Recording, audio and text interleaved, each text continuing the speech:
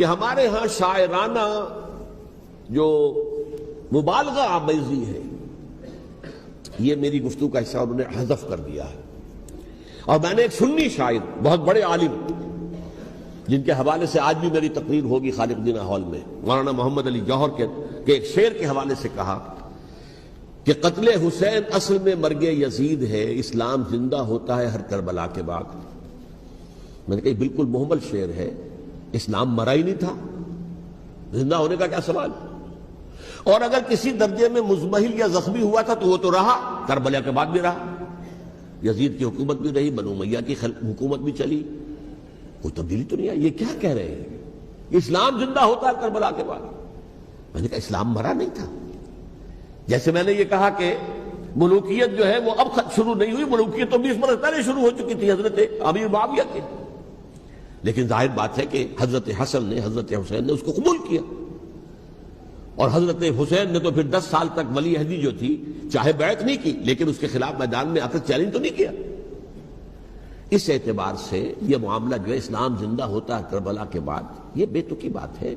ہاں، حضرت شاہ اسماعیل شہید رحمۃ اللہ علیہ کی اگر میں تشبیہ کو، تمثیل کو سامنے رکھوں تو اسلام کی عمارت 6 منزلہ ہے، 6ٹی منزل ٹاپ کی وہ گر گئی، 5 منزلیں انٹیکٹ تھیں، اسلام مرا نہیں تھا.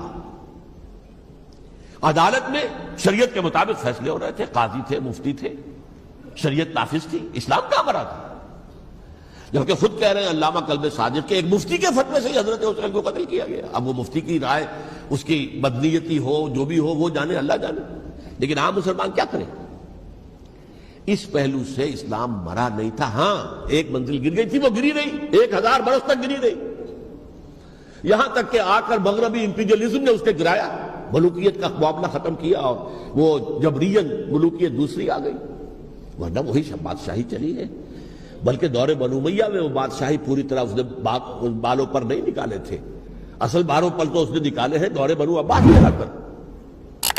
اور پھر سلاطین جو ہے ترک، جو ترک خلفاء ہیں، ابھی بادشاہت تھی اور کیا تھا، وہ خلافت تو نہیں تھی.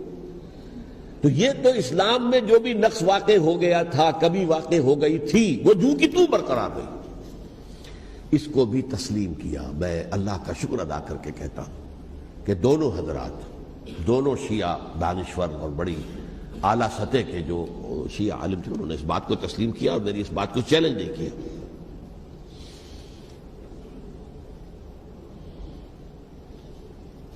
اصل میں تیسری بات میں نے یہ کہی کہ دیکھیے، حضرت حسین رضی اللہ تعالی عنہ کی اس شہادت کے بعد،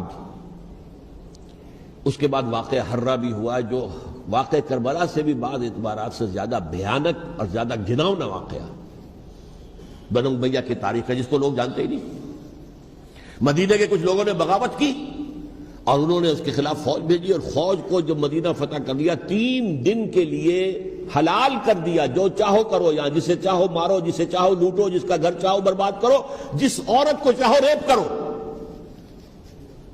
اور یہ مدینہ النبی کے اندر ہوا. تو کاٹ کھانے والی ملوکیت کے اندر بہت سے واقعات ہوئے.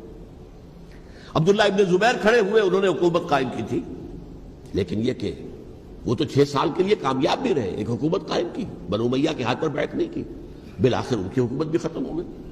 پھر حضرت زید کھڑے ہوئے، انہوں نے بغاوت کی، وہ بھی ناکام رہ گئے. پھر بنو عباس میں کھڑے ہوئے حضرت نفس زکیہ، حضرت حسن رضی اللہ تعالیٰ عنہ کے اولاد میں سے، وہ بھی ناکام ہو گئے، شہید ہو گئے. پھر یہ سمجھ لیا گیا کہ اب یہ جہاں تک 6ٹی منزل ہے وہ تو دوبارہ تعمیر نہیں ہو سکتی. یہ تو جس کی لاٹھی اس کی بھینس، جس کے پاس طاقت ہوگی اس کی حکومت ہوگی، جس کا قبیلہ زیادہ قوی ہوگا، جس قبیلے میں زیادہ عصبیت ہوگی، مضبوط ہوگا، متحد ہوگا، طاقتور ہوگا، اسی کی حکومت ہوگی. البتہ اس کے نیچے لوگوں کے اخلاق کی اصلاح کرو. صوفیاء کرام نے وہ کام اپنے ذمے لیا، اور بالکل وہی کام ہے کہ جو ائمہ اہل بیت کرتے رہے. حضرت حسن کی اولاد میں پھر حضرت علی بن حسین رضی اللہ تعالی، حضرت حسین کی اولاد میں پھر امام محمد باقر، امام محمد جعفر صادق، اور اس کے بعد بھی 5 اور. کسی نے بغاوت نہیں کی. جیسے علماء کرام کام کر رہے تھے اور جیسے صوفیاء کرام کام کر رہے تھے، ایسے ہی وہ مسلمانوں کی علمی تربیت روحانی تربیت و تزکیہ کر رہے تھے، کسی نے حکومت کو چیلنج نہیں کیا. نوٹ کر لیجیے اس بات کو. حضرت علی نے بھی چیلنج نہیں کیا تھا، حضرت حسن نے چیلنج نہیں کیا، خود صلح کر لی. تو ائمہ اہل بیت جو 12 یہ گنتے ہیں، جن میں سے آخری جو ہے حضرت مہدی کو تو ابھی ظاہر ہونا ہے، ان کے عقیدے کے مطابق وہ روح پوش ہیں، وہ ظاہر ہوں گے. لیکن 11 حضرات کے بارے میں یہ کہ حضرت حسین کے سوا کسی نے بھی چیلنج نہیں کیا وقت کے نظام کو. اور حضرت حسین نے بھی اس مغالطے پر کیا کہ کوفی ساتھ دیں گے، اور یہ موقع ہے کہ یہ جو چھٹی منزل اسلام کی گر گئی ہے اسے دوبارہ تعمیر کر دیا جائے. انہوں نے خلافت کا دعویٰ نہیں کیا تھا، یہ انہیں عوام کو مغالطے میں مبتلا کیا گیا کہ یہ خلافت کا مدعی ہو کر سامنے آیا. جیسا کہ میں نے آپ سے کہا تھا، امیر معاویہ نے حضرت علی کے عہد خلافت میں کبھی خلافت کا دعویٰ نہیں کیا، مدعی خلافت نہیں تھے. وہ تو یہ کہتے تھے کہ قاتلان حسین جو ہے، قاتلان عثمان کو سزا دو، قصاص دو، بس. اسی طرح حضرت حسین نے بھی. اب دیکھیے اس ضمن میں اس میں کوئی شک نہیں ہے، حضرت حسین رضی اللہ تعالی عنہ کی جو شہادت ہوئی ہے اور ان کے ساتھیوں کی، اعزاء و اقارب کی، تاریخ انسانی میں یہ عزم، ہمت، شجاعت، مثابرت، صبر، استقلال، استقامت، اس کی بہت روشن مثال ہے، بہت روشن مثال ہے، بہت روشن مثال ہے. لیکن اس سے تاریخ کی رفتار پر کوئی اثر نہیں پڑا.